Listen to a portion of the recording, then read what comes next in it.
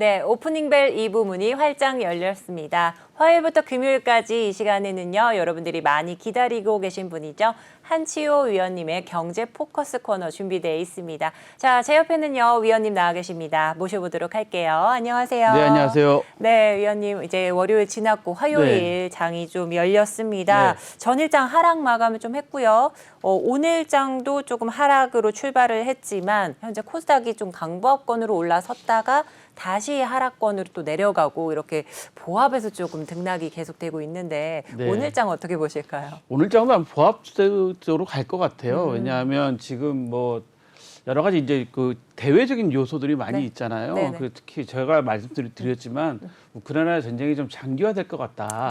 뉴스들을 접하셨겠지만 전직 미국 사령관들이 인터뷰를 하면서 현재 전쟁 양상으로 보면 좀 장기화될 가능성이 있다라고 하고 지금 네 번째 이제 협상을 다시 또 이제 재개를 한다. 2시간 만에 세 번째 협상이 결렬이 됐는데 재개가 된다고 하고 있는 상황이 그런 상황이 벌어지고 있기 때문에 아마 시장은 좀 그 계속 보합 상태로 갈 텐데 다행스러운 점들은 이제 그동안에 보니까 그 시장 그 전쟁 후에 개미들은 8조를 매수하셨는데 8조. 외국인은 5조를 매각했다는 겁니다. 그래서 시장 전체 그런 상황이 있기 때문에 많은 그 주식 전문가들이 그러시잖아요. 이런 장에서는 좀 기다리는 것도 방법이다. 그렇기 때문에 좀 기다리시는 게 좋을 것 같은데 제가 조금 한 가지 좀 걱정스러운 게 또 한 가지 있는 게 뭐냐면 11일 날이죠. 며칠 전에 그 이란이 그 이스라엘을 공격했다는 로켓으로 공격했다는 뉴스가 좀 있었어요. 그게 이제 그 이란의 그 장성 두 사람이 이제 이스라엘 공격을 받아서 사망했다. 그거에 대한 보복으로 이제 했다고 하는데 지금 이란하고도 지금 사실은 이제 핵 협상을 좀 하고 있는 그런 현상, 좋은 분위기로 가고 있었는데 그런 일이 생겨서 이 틈을 타서 또 우크라이나 전쟁 사태가 어떻게 될지 모르는 거고 아시다시피 어제 그 미국장 그 오늘 새벽에 들어보시면 아시겠지만 중국 주식들이 다 내렸잖아요. 왜냐하면 지금 중국이 그러니까 러시아가 중국한테 군사적 좀 도움을 달라 했더니 그게 이제 뉴스에 보도되면서 만약에 그렇게 되면 중국도 제재를 받게 되면 전체적으로 또 이거 기업들 퇴출되는 거 아니냐라는 것 때문에 중국 기업들이 지금 많이 가격이 내려 상태이기 때문에 또 중국도 이런 점이 있잖아요. 미국 국무부 부장관인가요? 그분이 말씀하셨잖아요. 야, 너네 대만도 건드리지 마. 뭐 이런 얘기했기 때문에 지금 점점 사태가 지금 일파만파로 이제 커지고 있기 때문에 상황을 저희가 좀 잘 봐야 될 것 같은데 이럴 때는 경고망동하는 건 좀 아닌 것 같고요. 좀 현명하게 잘 버텨야 되는데 제가 늘 말씀드렸지만 이 방송 처음에 하면서부터 말씀드렸지만 내 체력에 맞게. 이게 우리가 이제 마라톤을 뛴다고 생각하시면요. 처음부터 풀코스 뛰실 수는 없잖아요. 처음에는 3km, 5km, 뭐 15km, 10km, 15km 그러다가 하프 코스 하시고 그다음에 풀코스 가는 것처럼 내 체력에 맞게 좀 체력을 키우시는 게 중요하니까 본인이 감당할 수 있는 체력이 어느 정도인지 그것을 잘 검증해 보시는 게 좋을 것 같습니다. 여러분 매년마다 그 건강보험에서 우리 건강검진 하시잖아요. 그렇듯이 잘 본인의 체력을 잘 관리하시는 거 아주 중요한 사항 같습니다. 네, 맞습니다. 저희 위원님의 이제 모토와도 같은 것 같습니다. 자기의 체력에 맞게 그렇게 포트폴리오를 짜고 또 투자 전략을 세워봐라라고 말씀을 계속 해주셨습니다. 자, 그러면 오늘 준비한 내용을 조금 본격적으로 말씀을 좀 들어보도록 할게요. 자, 먼저 첫 번째로 어제 광주 화성 아이파크 광주 그 현대산업개발 아파트 붕괴 사고 났었잖아요. 그 어제 그 조사 결과가 발표가 됐습니다. 아마 현대산업개발이 어제 이것 때문에 주가가 좀 많이 내렸고 지금도 보니까 조금 이제 보합인데 약간 내린 상태에서 출발을 하는 것 같아요. 근데 어제 그 사고의 결과를 이제 발표하시는 걸 내용을 봤더니 딱 세 가지입니다. 무단으로 구조를 변경했다. 두 번째는 불량 콘크리트를 썼다. 세 번째는 감리를 소홀히 했다. 근데 이게 다 세 가지가 가만히 살펴보면 전부 다 그 인재입니다. 사람이 한 실수죠. 그러네요.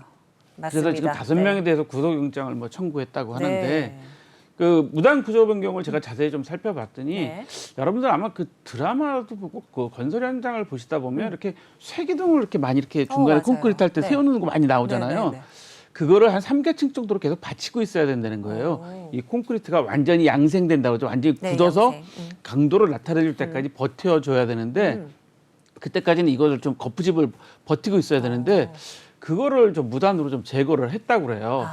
그 다음에 이제 두 번째는 뭐냐, 무단 구조 변경에 또 뭐가 있냐면 네. 이게 지금 중간층 피트층이라고 해서 거기에는 이제 최고층하고 옥상과 그 최고층 사이에는 그 안에 배관이 지나가고 막 그러는 네, 네, 그 네. 층인데 거기가 비좁다 보니까 거기도 기둥을 세우고 하라고 돼 있었는데 네.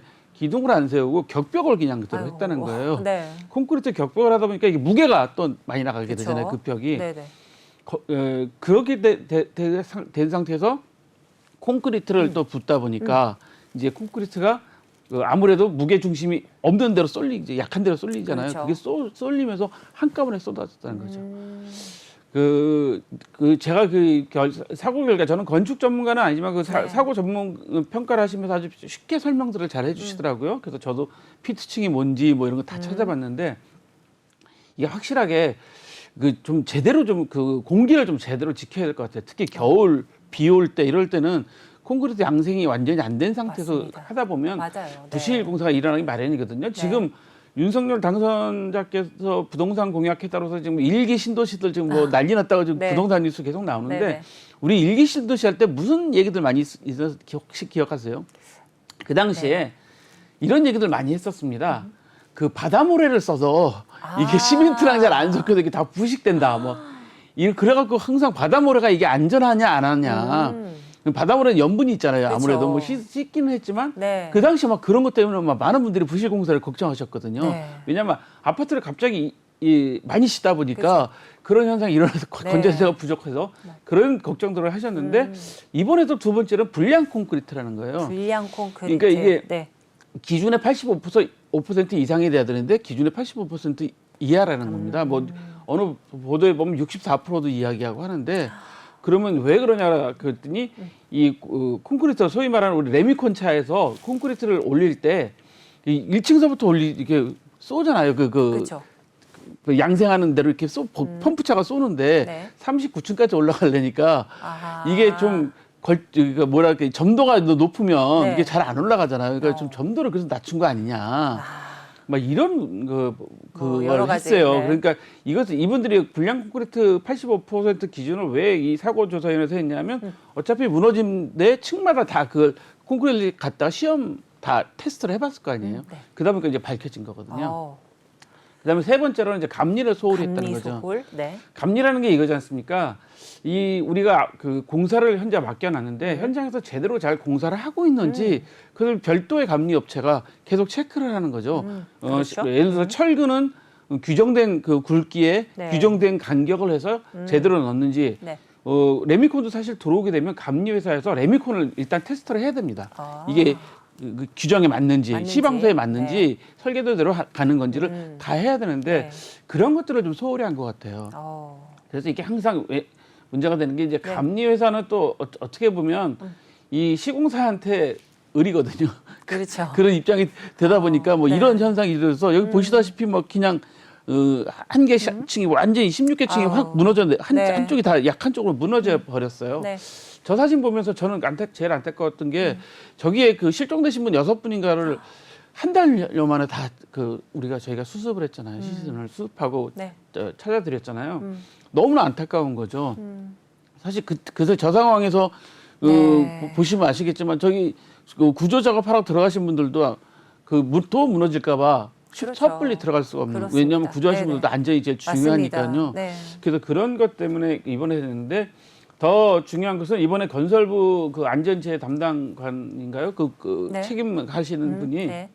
어제 그 기자회견 발표하시는 거 보니까 현대산업개발에는 최고의 제재를 가하겠다. 이 내용을 전부 서울시에 그러니까 통보를 해서 그렇죠. 서울시에서 현재 그 절차를 밟고 있으니까 엄중 처벌을 엄중 예고하고 처벌하겠다고 있는 거죠. 이제 네. 말씀을 하셨어요. 저는 이거는 꼭 필요하다고 생각합니다. 이게 일벌 100개라는 차원도 있지만 이게 이제 사실 중대재해처벌법이나 이런 사고가 사실은 현대산업개발이 이번에만 사고 난 게 아니거든요. 그 2달 전에 철거 현장에서 그렇죠. 그 버스가 갑자기 이렇게 확 무너져서 네네. 그런 사건이 났잖아요. 네네. 근데 어떤 분이 버스 기사가 좀만 빨리 좀 앞으로 가지 또 그 얘기에서 문제가 됐었는데 그렇습니다.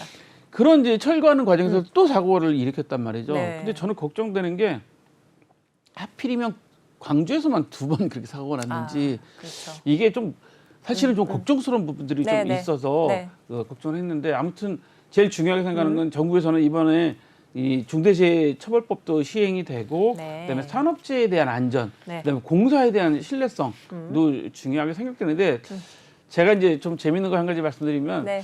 이 사고를 보면서 엊그저께 그 대통령 선거가 있어서 이제 네. 당선인이 나왔잖아요. 네.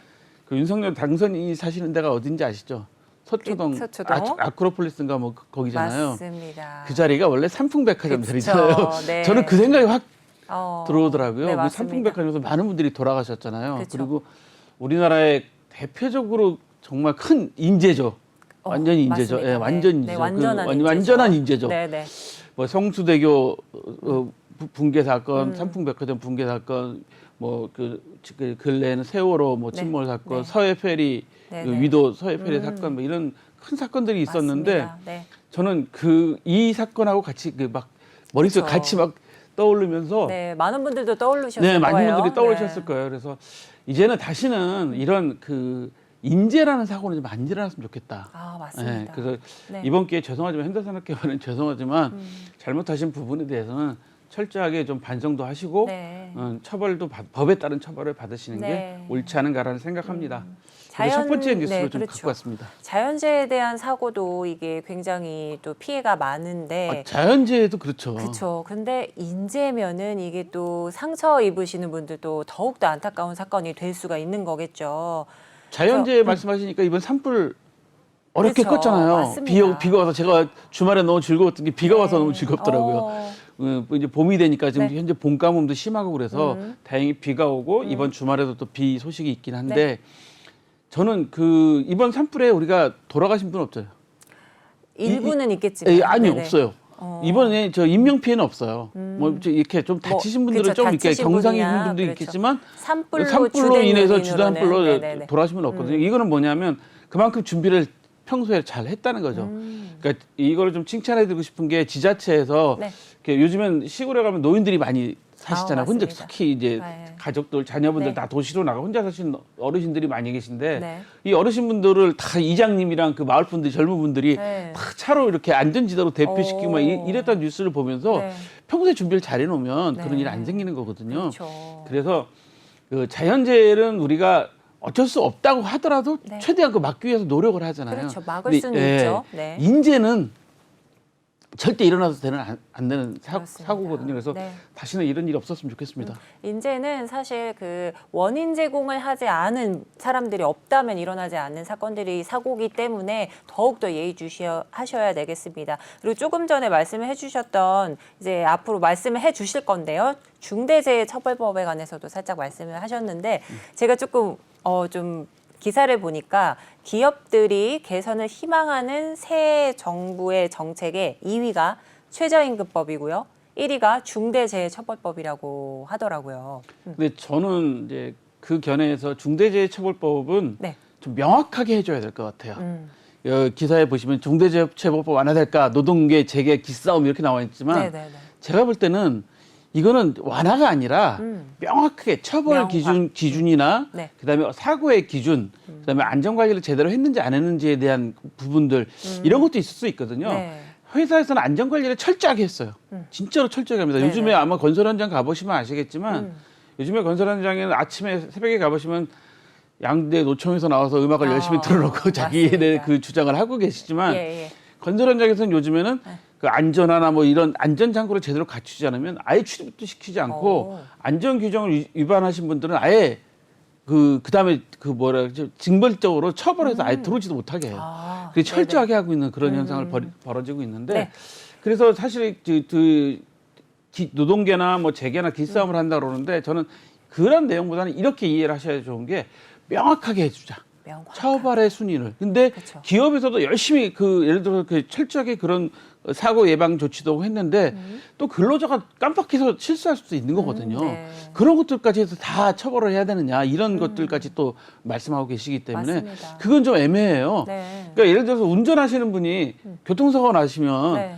어쩔 수 없이 갑자기 뛰어드는 거기에는 네. 어쩔 수 없는 경우가 있습니다. 그렇죠. 그 뭐 한모 변호사님이 하시는 그 아. 교통 그 방송에 네네. 저도 즐겨 보는데 네, 그걸 저도 보는 즐겨 이유는 봅니다. 딱 그거예요. 네. 아 나도 조심해야 되겠다. 어. 뭐 그런 이런 사고가 있었네. 근데 네. 어쩔 수 없는 사고가 있거든요. 그렇죠. 정말 갑자기 1m 앞에서 끼어드는 차를 어떻게 할 것이냐. 예상도 못하는 네, 그거는 거죠. 예상도 못하는 네. 일이잖아요. 네. 그런데 음주운전자는 어떻게 해야 될까요?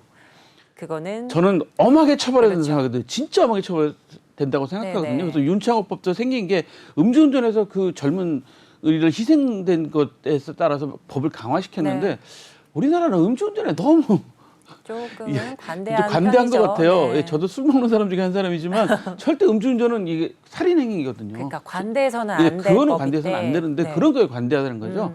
그래서 제가 이 중대재해처벌법도 이 기싸움할 게 아니라 규정을 명확하게 해주자. 그렇죠. 이건 예를 들어서 그 공사의 현장에 들어온 사람이 그 전날 먹은 술이 깨지 않아서 네. 음주 상태면 아예 들어오지도 못하게 하고 음. 왜냐면 사고의 우려가 맞아요. 있으니까 네. 뭐 그런 식으로 철저하게 기업에서 했는데도 뭐 어쩔 수 없이 난 사고라는 게 명확히 밝혀지면 네. 그런 부분에 대해서는 기업에 대해서 어느 정도 면책도 주고 뭐 이런 부분으로 좀 가야 된다라고 좀 네네. 생각을 하기 때문에 저는 이게 뭐 기싸움이다, 뭐 노동 개선 더 강화시켜야 된다, 기업들을 완화시켜달라 그런 문제가 아니라고 생각하고요. 맞습니다. 기업들이 더 철저하게 나서셔서 지금 제가 말씀드린 것처럼 음주 새벽에 음주 측정하면 나오잖아요. 네. 아침에 어제 저 술 많이 먹고 아침에 약간 취한 상태에서 와서 일하다 보면 하다못해 망치로 자기 손을 잘못 칠 수도 있는 네, 거거든요. 맞습니다. 그런 거에 대해서는 엄격하게 기업도 적용을 하고 네. 또 안전관리자도 제대로 두고 이번에 아마 현대산업개발 그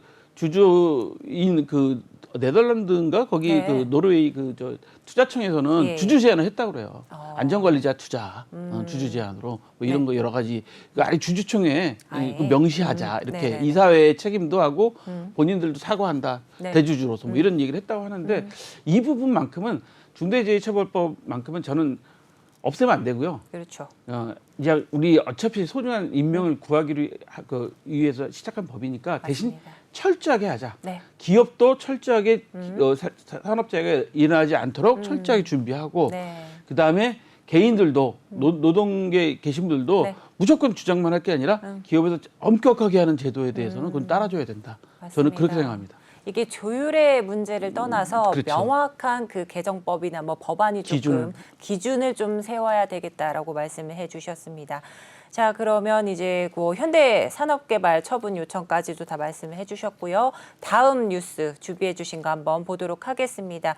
자, 국내외 동시다발 악재 기업 절반 5월 투자 계획을 못 세웠다. 이건 또 어떤 기사일까요? 이 뉴스 보면서 좀 정말 이게 좀 안타까운 것으로 보이는데 뒤에 보시면 네. 나오겠지만 지금 현재 500대 기업이 네. 500대 기업이 현재 투자 계획을 세우는 기업이 49.1%뿐이 안 된다는 거예요. 조금만 네. 올려주시면 조금만 올려주실까요? 요거 네. 됐습니다. 예. 투자 계획이 있다는 게 49.5%뿐이 안 된다는 네. 거예요. 그러니까 절반의 기업, 500대 기업이면 대기업이잖아요. 네. 500대 기업 중에 절반이 투자 계획이 없다.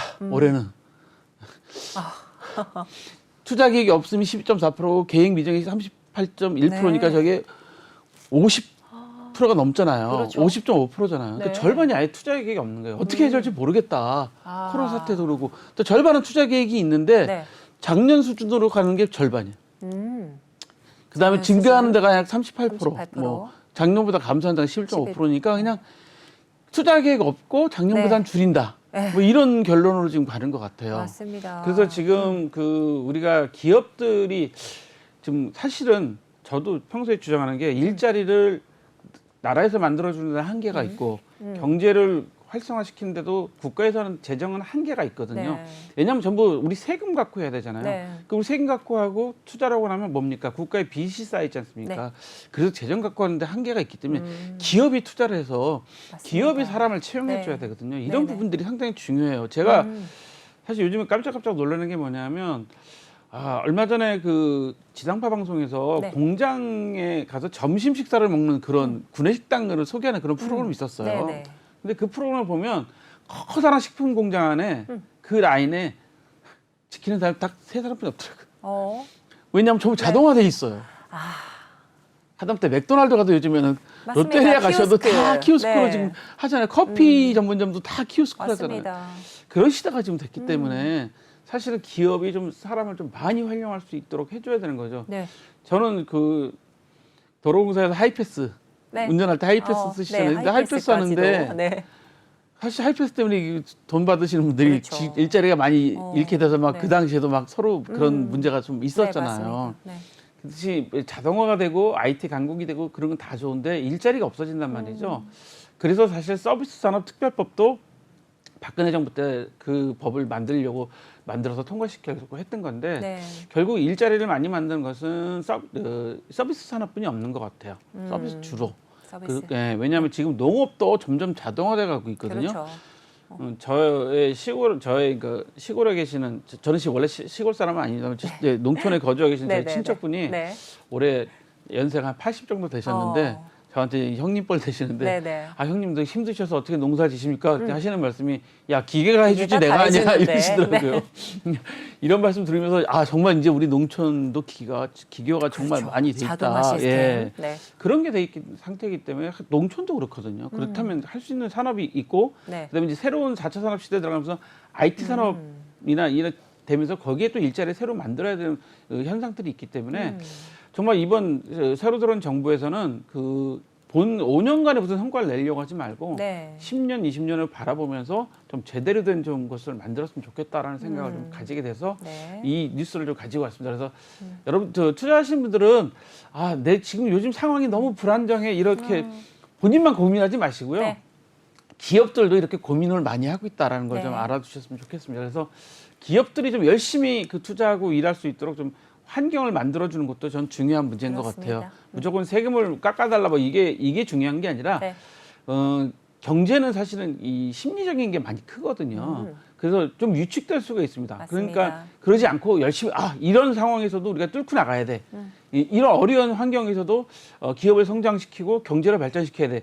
이게 바로 기업가 정신입니다. 네. 앙트레프러너십 이게 기업가 정신에서 우리나라에 보면 기업가 정신 재단도 큰 게 2개나 있고 열심히 대학생들이나 기업에도 많이 기업가 정신을 강조하는데요.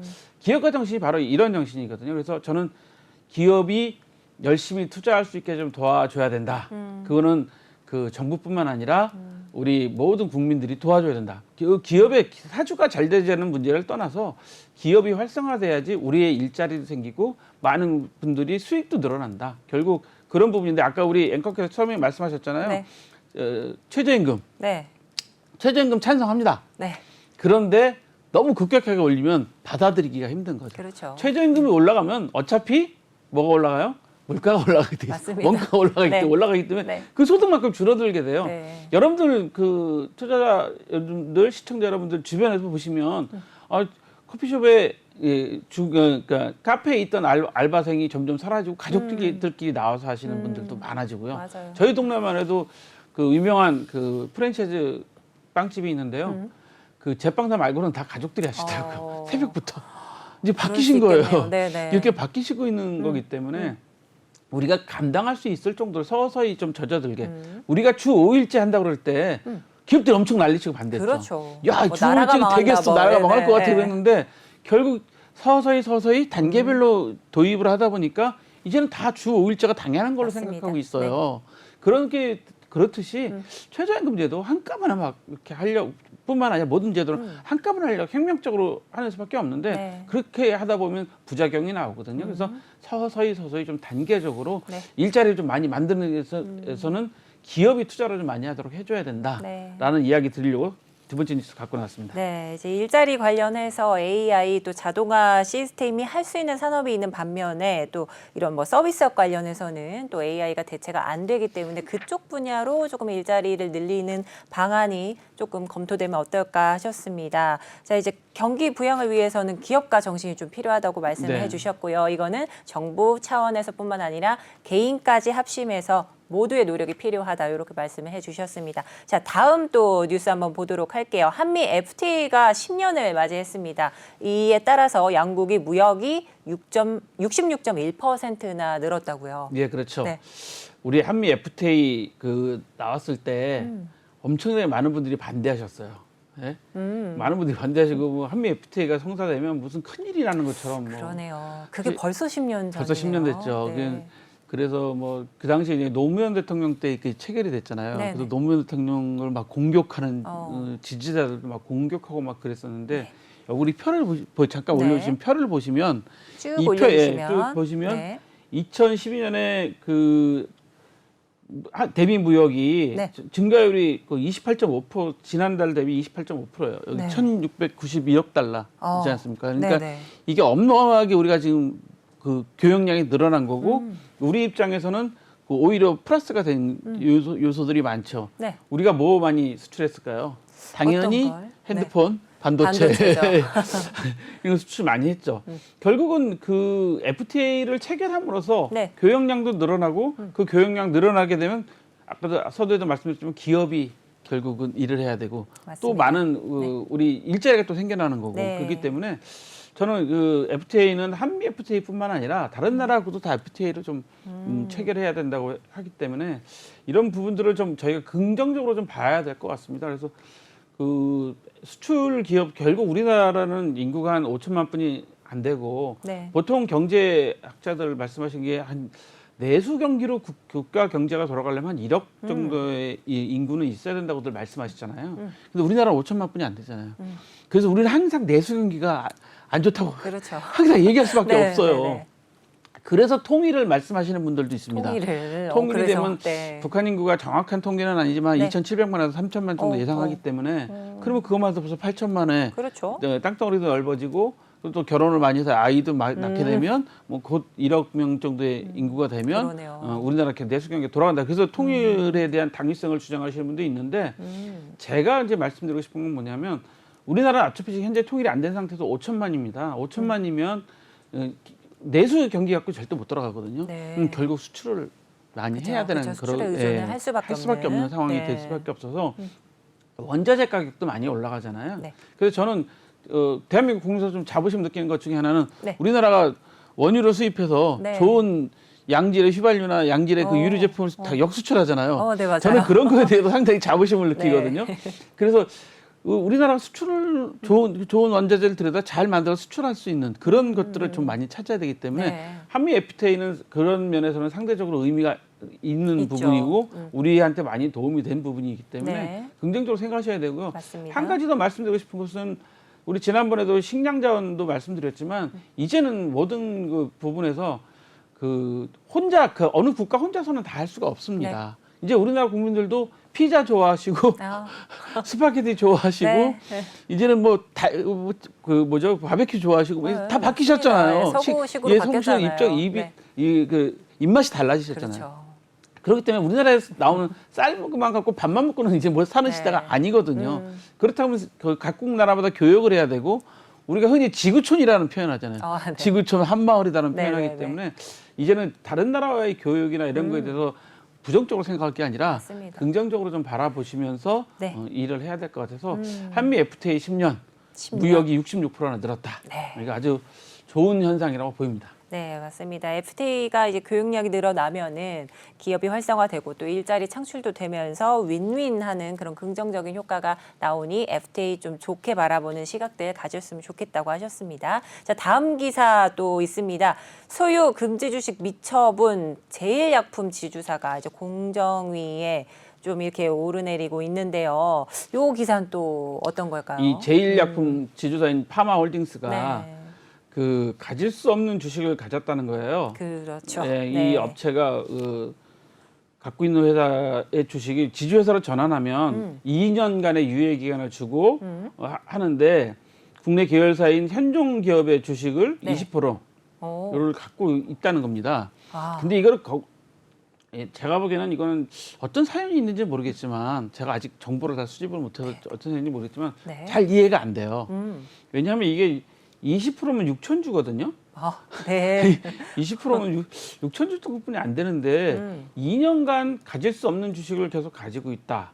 그리고 중요한 것은 뭐냐면 그 2년이 지났는데도 어떻게 뭐 연장을 해달라든가 이러이러한 사유 때문에 아직 매각을 못했으니까 뭐 연장을 해달라든가 아니면 어떤 뭐 계획을 뭐 낸다든가 그걸 안 했기 때문에 지금 그 과징금이 아니라 아예 고발을 했어요, 검찰에. 그렇죠. 네. 검찰에 고발을 했어요. 이건 과징금이 아니에요. 네네. 아니, 고발을 해버린 상황이기 때문에 이거는 좀 저도 잘 이해가 안 되는 부분이어서 저도 사실 어제 뉴스 보고 좀 이렇게 전화를 돌려보고 주변에 정보를 좀 파악해 보려고 했는데 잘 파악이 안 됐었는데 제가 다음 시간에 좀 가급적 최대한 좀 알아보고 하려고 하는데 잘 이해가 안 되는 부분이에요. 이거는 공정위에다가 정당한 사유를 제출하면 또 연기도 해주고 노력을 하고 있다고 보면 그렇게 할 수 있는 부분인데도 안 했다는 것은 잘 이해가 안 되는 부분입니다. 그렇죠. 그 또 한 회사인 이 대명화학은 그 비바 스튜디오 주식을 30% 갖고 있었는데 이거를 가지면 안 되는데 1년 6개월 동안 소유를 하고 있었답니다. 그래서 9,400만 원의 과징금으로 이건 이제 이거 갖고 있다는 이제 이거는 매각을 했기 때문에 이제 과징금으로만 끝나고 고발은 하지 않은 거죠. 근데 이게 형사 고발하고 그 과징금하고는 차이가 있는 거거든요. 왜냐하면 만약에 지금 이 지주사 그 대표회사가 형사처벌을 만약 받게 된다고 생각해 보면 그 임원으로 재직이 가능할까요? 안 되죠. 그러니까 그걸 말씀을 드리는 거예요. 저는 그게 이런 말씀 제가 정확한 사안을 몰라서 지금 더 말씀 못 드리겠지만 소위 말하는 무슨 배짱에 이랬는지를 좀 알아봐야 될 것 같은데 물론 속사정이 있으시겠죠.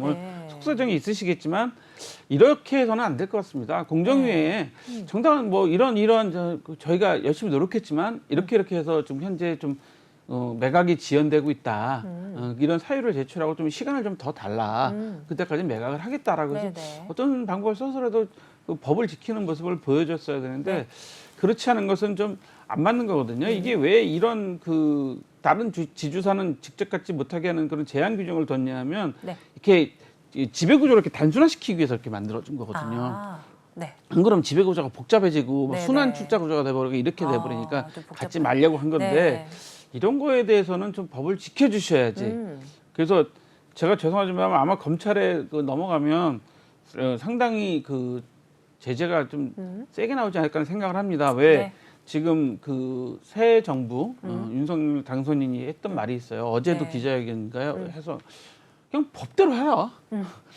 이 법을 처벌하는 거는 누구나 예의 없다. 그렇죠.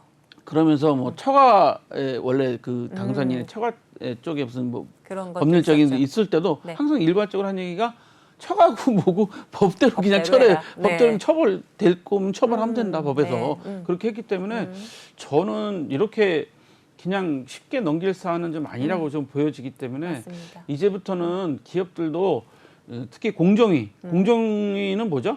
기업이 공정한 거래를 하고 공정한 경영을 하라고 감시하라고 만들어놓은 기관이기 때문에 아마 공정위도 더 공정해질 겁니다. 지금 공정한 게 지금 가장 큰 화두거든요. 그리고 MZ 세대들은 공정하면 다 인정해요. 그렇죠. 인정하는 MZ 세대 받아들여지는데 처음부터 공정하지 않으면 그걸 MZ 세대들이 거부하는 거기 때문에 아마 이번 정부는 분명히 그런 부분은 공정해질 거예요. 그래서 아마 보니까 잠깐 정치 얘기를 잠깐 하면 민정수석실도 없앤다고 하고 특별감찰관실도 한다고 하고 뭐 여러 가지 우려와 그런 것들을 하시는데 아무튼 법에는 예외 없다. 이게 앞으로 들어갈 거기 때문에 이제는 법을 좀 잘 지키셔야 될 것 같습니다.